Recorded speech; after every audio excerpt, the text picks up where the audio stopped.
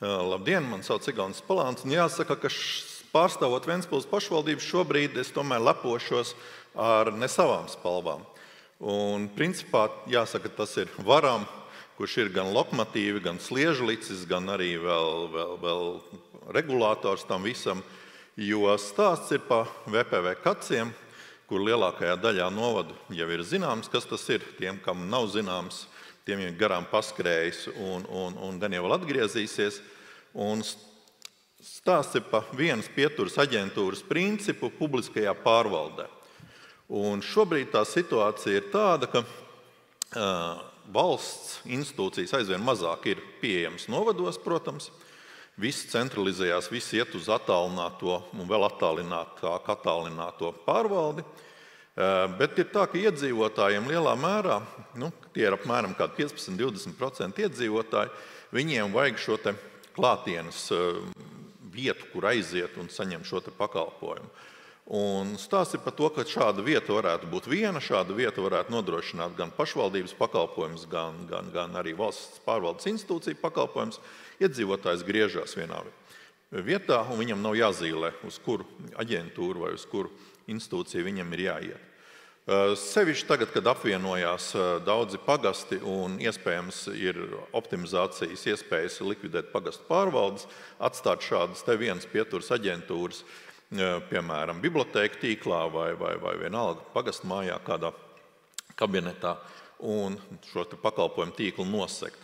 Tālā nākotnē var būt pēc gadiem 20, kad šis risinājums, ko es te parādīšu, būs jau sen nokalpojis un es būšu pelnīti atpūtā, varbūt būs arī iespējams, ka šajā vienas pieturas aģentūrā varēs aiziet un saņemt jebkuras pašvaldības pakalpojumu, neatkarīgi no tā, kurā pašvaldībā šī mirklī es atrodos. Jo, protams, cilvēki dzīvo vienā pašvaldībā, strādā otrā pašvaldībā, bērni reizēm vēl mācās trešajā pašvaldībā, ģimenes sapņu māja ceļ 4. Tā gadās ir īpaši ap Rīgu.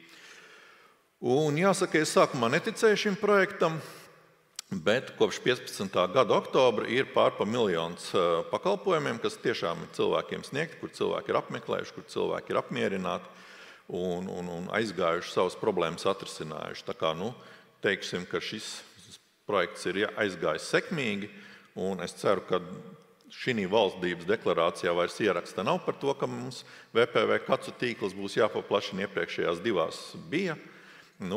Varams, kā mācēja, kā varēja, tā centās paplašināt. Protams, ka pašvaldībām arī jābūt aktīvākām.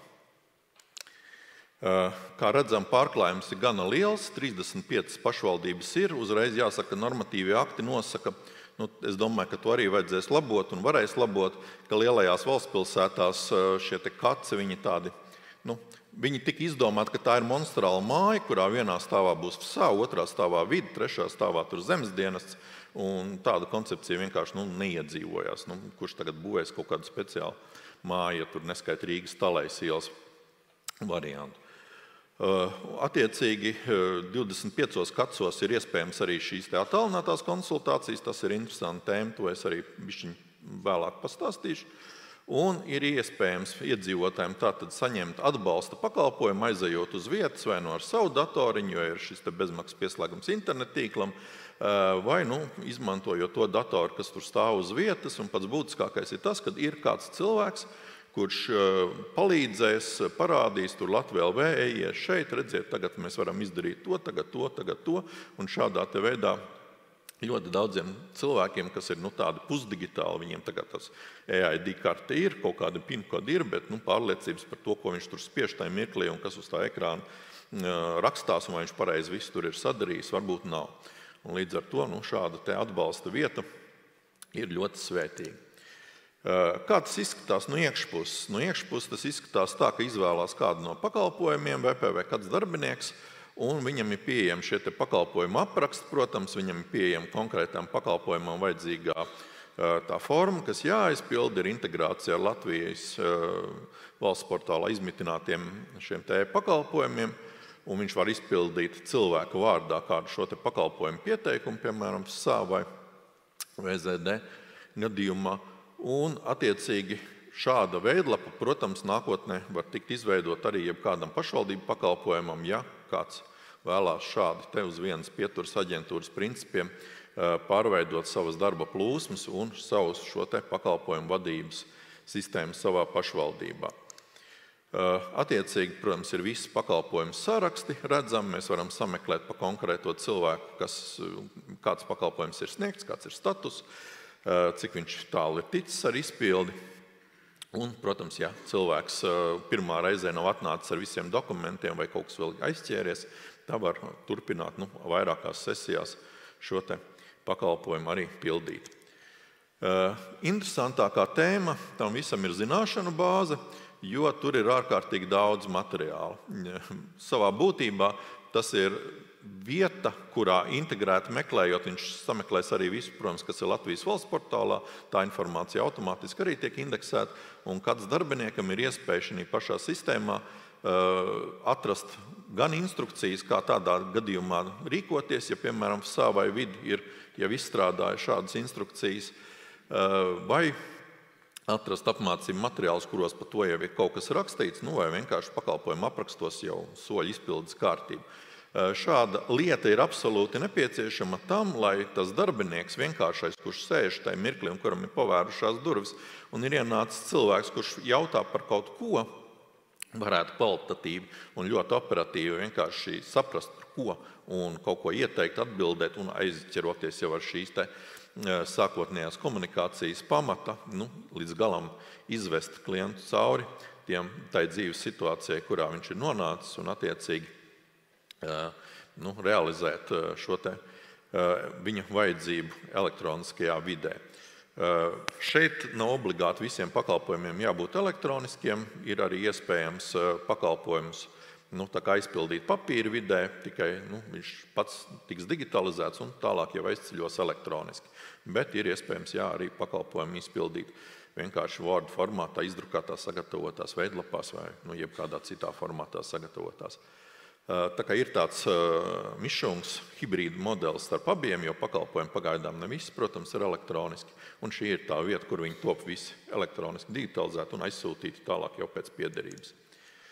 Vēl viena interesanta lieta ir, kad ir integrēts iekšā pie šī klientu apkalpošanas sistēmā, ne tikai šie klātienes apmeklējumi, ir arī modernā IP telefonija, tie ir telefona aparāti, kas skrien pa datortīklu, un līdz ar to viņi var atrasties pilnīgi jebkurā vietā, kur vispār ir interneta tīkls. Darbinieks var ar savu telefonu aiziet mājās, sēdēt, un viņa darba numurs viņš būs sazvanāms attālināti strādājot, tieši tāpat kā viņš strādāt savā ofisā.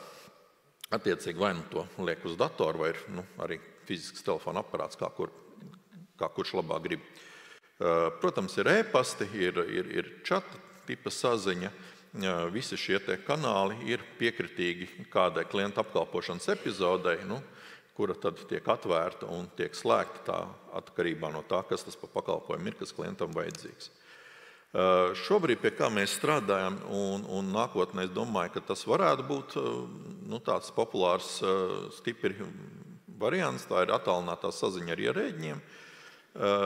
Tas tā kā līdz šim ir pieejams tikai šajos manis iepriekš minētajos pakalpojumu centros, bet ir doma, ka viņi ielikt iekšā Latvija LV portālā, vai arī jebkurā citā portālā, vienkārši tas ir links, kuru noklikšķinot cilvēks var autentificēties, var pieteikties pie noteiktiem ierēģiem, tiem ierēģiem, kas tajā sistēmā strādā, uz attālinātu konsultāciju video.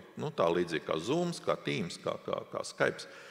Un tas dod iespēju arī, ja cilvēks ir kacos, tad var ieskanēt dokumentus, pievienot, aizsūtīt visu, ko vajag izdarīt. Ja cilvēks ir mājās, tad viņam, protams, pašam jāmāk tur tik galā ar to ieskanēšanu vai nofotografēšanu, kā tur labāk.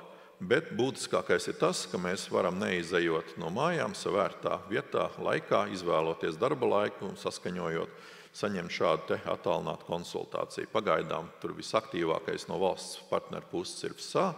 Mēs, protams, ceram arī pārējās lielās institūcijas iekustināt, jo pagaidām jāsaka, ka tas līmenis klientu apkalpošanai tieši par šiem attālinātiem saziņas kanāliem, telefons, e-pasts un nedod Dievs vēl šāda video tiešsaite, ir diezgan zems. Tā gatavība pašiem pakalpojumu sniedzējiem organizēt savu darbu, veidot kaut kādu šo vispār tādu klientu apkalpošanas modeli, ir pagaidām diezgan zema, tāpēc jau es arī saku, ka tas ir vairāk uz nākotni. Tāds ledlaužiņu princips ir, varamam novēlu izturēt ledus spiedienu un sagraut to, kas tur pretojās. Bet cerams, ka viss izdosies.